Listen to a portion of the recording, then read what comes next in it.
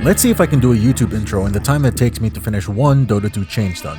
Okay? Ready, set, go! Hi Internet Wanderer, my name is Argonax. I make videos that don't matter and I mostly cover Valve and their games, but today I want to focus on Dota 2, my most played game of all time. And you are one cool person for clicking on this small YouTuber's video. Thanks, and don't forget to do the YouTube things, and they added this hype button. I don't know exactly what it does, so help a brother out and hype this video up, would you? Woo! And 1 second to spare. Dota has warped my perceptions, expectations, and appreciation for playing other video games. For better, but more often, for worse. When I play Overwatch and people call a half-second stun an eternity, I go, huh? When I play League of Legends, my friends have to spend in-game currency just to unlock new characters to play, and I go, what? When I play Deadlock and people complain about Bebop's hook, I go, first time. Still hasn't even been used. There's a hook. How? Brought all the way back to the base. Cleaned up by the fountain. Dota was my gateway into competitive PvP multiplayer video games. I've played others prior to it, for example, the early days of Counter-Strike 1.6 and Source, TF2 and Left 4 Dead, but it was Dota that truly taught me how to be an online gamer. Needless to say, it succeeded. I haven't been with a woman in my entire life. Let's call Dota my gaming canon event. It's the game that forever serves as my benchmark for any other game that I forever play. Mostly for multiplayer games, but it can apply to anything. To put it simply, whenever somebody says something is OP in their game, I will then compare it to something comparable in Dota. It could be game mechanics, it could be visuals. It could be game design, audio, presentation, quality of life features. Anything that can be compared will be compared, no matter how unbiased you try to be. And let's just say, Dota, as a benchmark, as a gaming canon event, is probably one of the worst games that could serve that purpose, and I will explain later in the video. All I'll say is, when I looked up the abilities that Dota characters had, and I saw the numbers, and I started theory crafting how high those numbers could go, I knew deep down in my heart that being a normal, well-adjusted human being was gonna be an uphill battle. So we all have our own forever games or gaming canon events that serve as our own benchmark, and it could be any game. It could be a game close to your heart. It could be a game you played when you were a kid. It could be the game that you play the most now. Normies have NBA and FIFA. Crayon eaters have Call of Duty. No, you don't play it then. I'll play the BR. Battlefield has a bunch of dads trying to keep the crayon eaters away. I see people talking about like, Battlefield doesn't need to be all. Can you guys just let us have one that like BRs? Like, I mean, dude. Blizzard developers have World of Warcraft. The entirety of Eastern Europe has Counter-Strike. Furries have TF2. Oh, fuck. Okay. I didn't know I had that mod on. And assholes like me have Dota 2. And unfortunately, whether I like it or not, consciously or subconsciously, I view all other games that I play through the lens of Dota, even if those games aren't even necessarily in the same game genre. All too often, I scoff whenever I hear another gamer losing their goddamn mind whenever they're losing a game. It could be a guy getting no-scoped in Call of Duty. It could be a guy complaining about Bucky in Marvel Rivals. And all too often, I hear them complaining about being stuck in the trenches of their respective game. And this next statement that I'm about to say is completely unbiased. Trenches? Ranked competitive hell? I've seen the true trenches, my friend, and it's called Dota 2 Legend Bracket. My game's crash outs are more justified than your game's crash outs, and I will not be taking any further questions, thank you. In all seriousness, this next statement might be cope on my end, but I truly don't crash out. I don't slam my desk, and I genuinely have never rage quitted a Dota match in my 14 years of playing this game. So if I can survive playing Dota in super toxic regions like the US, the EU, and even Southeast Asia, all these struggles and little complaints that people have in their other games, they feel like nothing to me. I've been completely desensitized. I hate this game. I hate this game. I hate this game. I hate this game! DoorDash, highly suggest you go fuck yourself, bro. Headshot. Fuck drinks beer. Fucking pissed off, bro. Don't fucking fuck with me, bro. Pissed off now. I get fucking angry when it comes to that shit. I'm not fucking kidding, bro. I don't play games, bro. I get competitive. I'm sorry. I get angry, bro. Like, if we win a game of TF2, awesome. If we lost and some tryhard starts losing his marbles, I'm just gonna give him the Homelander stare like, my guy, it's a casual game, why are you yelling? But of course, that's just my mindset. But what about gameplay and game design? Well, there's also a lot to dissect about Dota in regards to those things as well. For example, I really want to highlight how Dota is a competitive, character-driven game, and all of these said characters are free, and they have always been free. I really dislike having to grind to unlock characters in competitive games. Casual games are fine, like I don't mind waiting for actual days to unlock a new character in Warframe, for example. Okay, that might be a slight exaggeration, Warframe is a little ridiculous, but you get my point. If a game is trying to be competitively viable, if a game prides itself in being serious, then why have it that you have to unlock characters? So many games are guilty of this. League of Legends, Smite, Rainbow Siege, Valorant, Apex Legends, and now Overwatch 2? I genuinely don't get it. I'll give props to Marvel Rivals. They made everyone free from the get-go. Good job, NetEase. Now stop flooding my feed with these Gunnar bait advertisements. Whenever I see a competitive game with unlockable characters, the usual excuse will be that unlocking these said characters is a source of progression. Really? Because to me, that sounds like the developers didn't have complete confidence that the gameplay could carry their game, and they needed this so-called progression to act as jingling keys to keep the player, quote-unquote, engaged. In other words, in order to have fun, I need to have a goal to work towards. I mean, sure, but isn't that goal just trying to win? Why do I need to unlock characters? Why do I need to grind out a battle pass for some fucking stupid in-game currency? I don't get it. All of Dota's characters are free. They always have been. And any game that follows in suit is doing a very good thing. Now, in regards to Dota 2's game balance, there's a famous quote in regards to its philosophy. In Dota, if everything is overpowered, nothing is overpowered. And let's just say, Dota has a ton of spells and mechanics that, when compared to other games with character abilities, many of these spells and aspects would just be straight up unthinkable. And to showcase that, I did a little live recording in Dota 2 just to showcase what I'm talking about. If you're a Dota 2 player who is already familiar with these following heroes, and what makes them bullshit or overpowered, or you're just a person who's not really interested in learning anything about Dota's specific heroes, you can skip this part of the video by going to this timestamp. So I wanted to show off some of the examples of what exactly makes certain Dota heroes extremely overpowered. And thus I have curtailed a selection of 10 heroes before you. There are most definitely more examples that I can give, but I think these 10 heroes can properly encapsulate some of the bullshit that this game is capable of. So let's start this off with something relatively simple and straightforward. Invisibility. This is a mechanic that almost all competitive games or any type of game with character-unique abilities usually have. The ability to go unseen. And this guy right here, Bounty Hunter, is a perfect example. His third spell is called Shadow Walk. It's a basic ability, it's not an ult. You can get this at level 1. And if you take a look at the numbers here, at level 1, the duration of its invisibility is 20 seconds. Its cooldown is 18 seconds. And you can see at the bottom there, the duration just goes up and the cooldown continues to get lower. In other words, at level 1, at the beginning of the game, Bounty Hunter can remain permanently invisible, like so. See? He's gone. As long as he keeps recasting it whenever the spell is about to end, he can just remain invisible and you'll never know he's there. Granted, I have this thing that will allow me to see him. There he is. Invisibility in other games is extraordinarily powerful, and usually there's a lot of ways that people try to balance around it. Having invisibility only last a short duration, or have it done that if you go close, he'll get revealed. And in this case, the only reason I can see him is that this guy right here has an item that will allow me to see him. But without it, no, he's just gone, see? I would have no idea that he is there. And this is a basic ability accessible at the start of the game.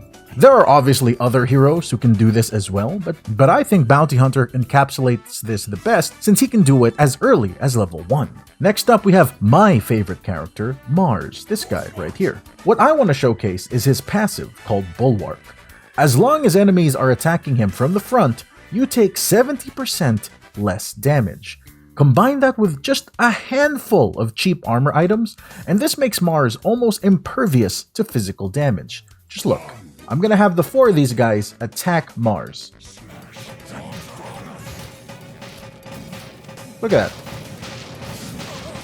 It's barely moving. But then, if I have Mars face backwards, look what happens. Suddenly, it starts going down a lot quicker. Then I just turn around.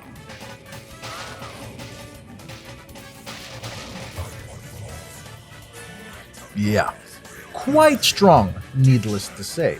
But that's kind of vanilla. Let's give you guys more bombastic examples. Stuns are a very contentious matter. Some people might find the entire concept of stuns to be anti-fun.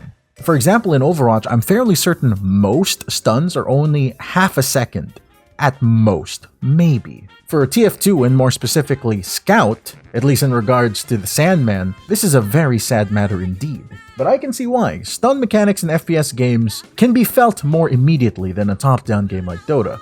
But nevertheless, Dota absolutely loves stuns. For example, Mars here has an average stun. He can throw out a spear, like so, and if an enemy gets pinned to a tree, they get stunned. And the stun duration is just above 2 seconds. This is considered slightly above average. And then you have heroes like Bane and Marana over here. Marana can shoot out a long-range arrow that, if it connects with an enemy, can stun them for 5 seconds. I have an eye for angles. There you go. Congratulations. You can now take a pee break. That's considered a long stun, but it's certainly not the longest. There are other heroes that might hold this title, but without a shadow of a doubt, the one that holds it best is Bane, right here, this purple motherfucker. He has 2 spells that, when chained together, can keep an enemy locked down for almost 12 seconds. In fact, if you get his level 25 upgrade right here, which adds 3 seconds to his ultimate, that 5.75 second stun becomes 8.75 second stun. So, for the sake of just making this stun last as absolutely as long as possible, I think it's best if I showcase what that looks like. So, his third spell is called Nightmare. It puts the target to sleep.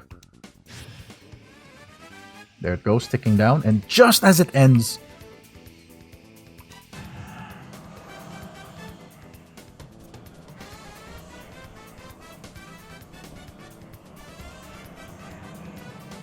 forget a pee break, that guy could have just taken a shit. So Dota has characters who can stun you for longer than 10 seconds. And then we have this guy, Nature's Prophet. His second ability, which is a basic ability, is called Teleportation. Quite simply, it lets you teleport to any point in the map with a slight delay, like so. But he can go anywhere, like right here. And then just go back.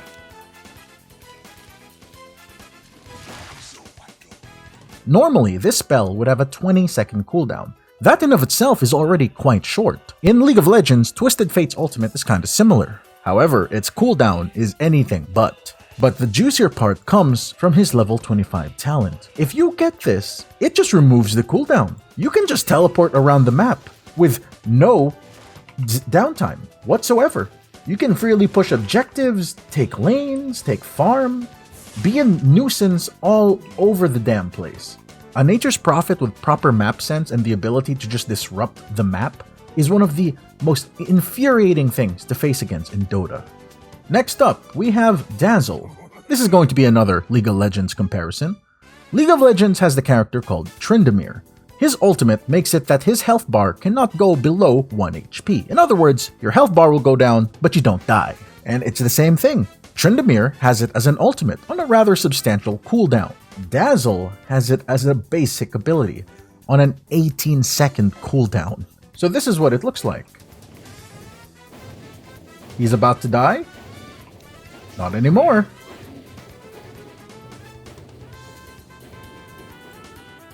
Dazzle is a support, and giving this type of an ability to a support is extremely powerful. But let's stop with a League of Legends comparison and just talk about things that makes Dota spells unique.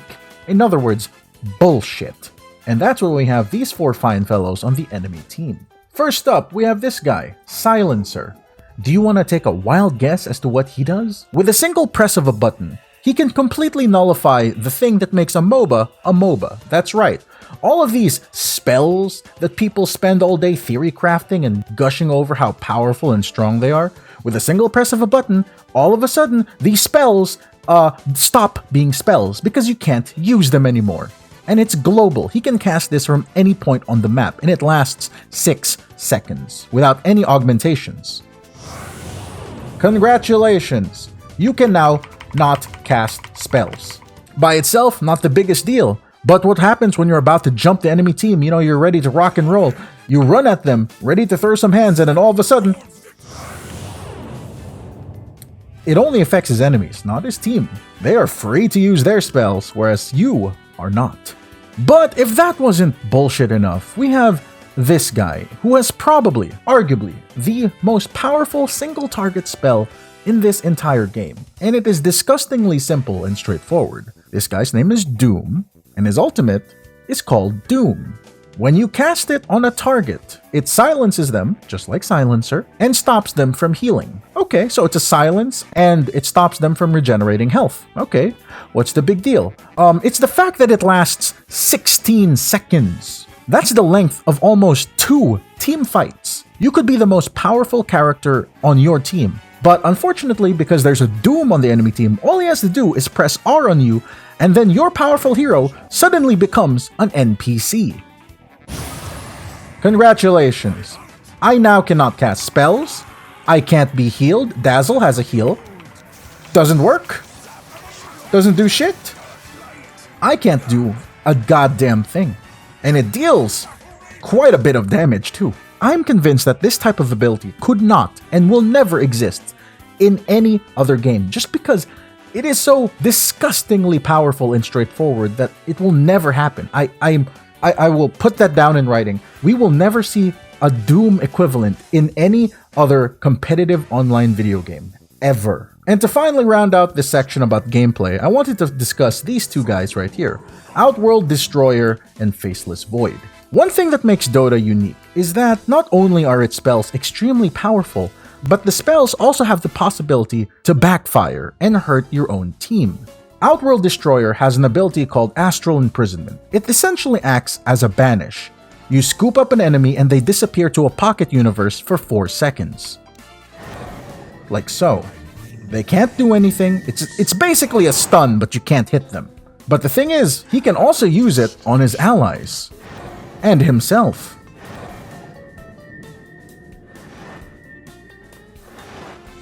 You can use this to save them, but sometimes the possibility to accidentally use it at an unfortunate moment is very possible. It's still a really long banish though, 4 seconds.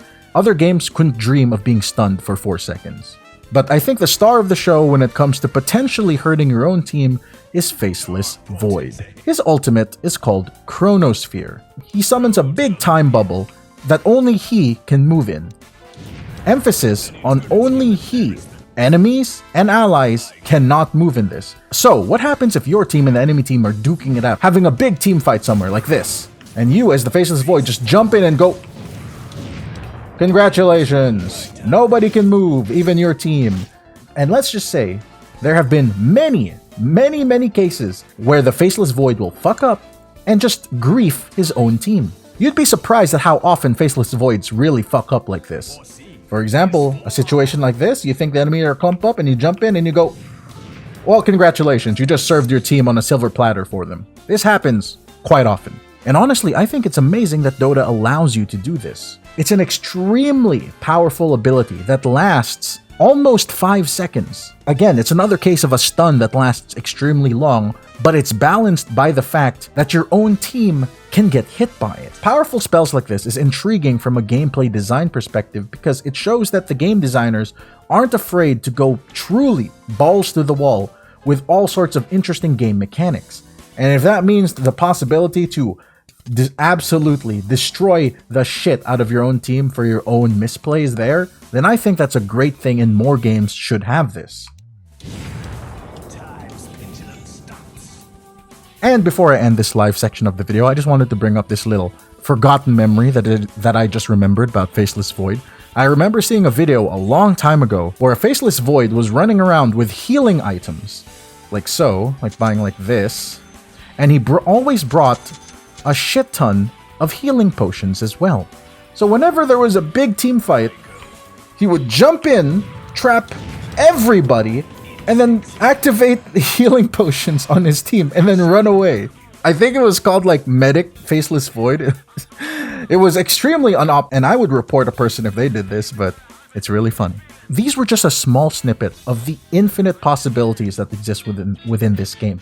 So many characters here have extremely interesting or just straight up broken spells that I couldn't dream of other games adding, and it's a damn shame because these spells are so interesting, so powerful, and because of the fact that it is so powerful, other games would be reluctant to even add them to their games, and that is a shame, to add all these extremely stupid spells. And I wouldn't have it any other way.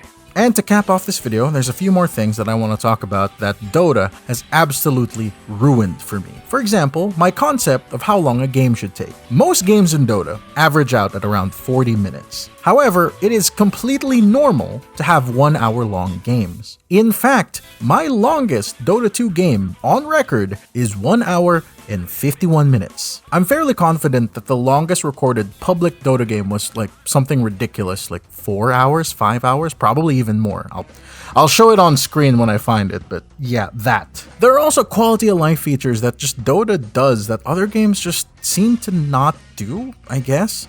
For example, Dota has these announcer packs. It's basically like different characters and voices announcing whenever you go on a killing spree. They have one for Rick and Morty, they have one for GLaDOS, and it's just them telling you that, hey, your tower is under attack. And the big innovation that Dota did was that all of these announcer packs are shareable. Whenever you start up a game, you can open up the scoreboard, and under this little tab right here, you can see all of the shareable items that you can freely use between games. Nowadays, this might not seem like a big feature, shareable content, but this was implemented a long time ago when other companies wouldn't even dream of giving shareable cosmetics. Another innocuous and unsung thing that I really am happy that Dota added is the ready check button. For anyone who plays consistently with a group of people, you would know the pain of having a teammate who's AFK whenever you're searching for a match and the game pops up. I really don't know why other games don't implement more ready check buttons.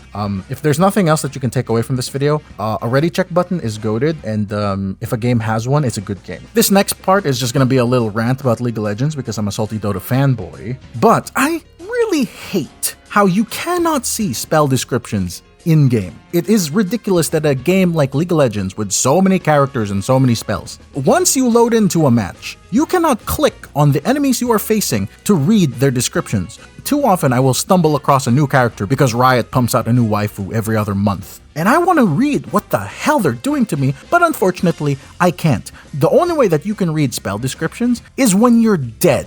You can hover your mouse over your death recap and you can read the abilities. Unfortunately, it only gives you descriptions of what they do. If you wanted to know the numbers, like how much damage it deals, how long does it stun you for, tough shit. In fact, this is something the League of Legends client does completely. If you go to the store page and you wanted to know what the spells do, it'll tell you, but it won't tell you the numbers. And unfortunately, for a MOBA, numbers are very fucking important. If you wanted to know how much damage a spell does, how well it scales, the range, the mana costs, tough shit. Either look it up in-game or open the wiki. Also, Dota 2's draft menu, you know, the little screen whenever you're picking your character, this is the loading screen. Like, as you're picking your character and strategizing with your team on what to do when the game starts, the game is loading in the background. League of Legends does not do this. And yes, I understand, League of Legends client is really old, but Riot makes billions of dollars selling skins. They could definitely afford to update this old-ass client.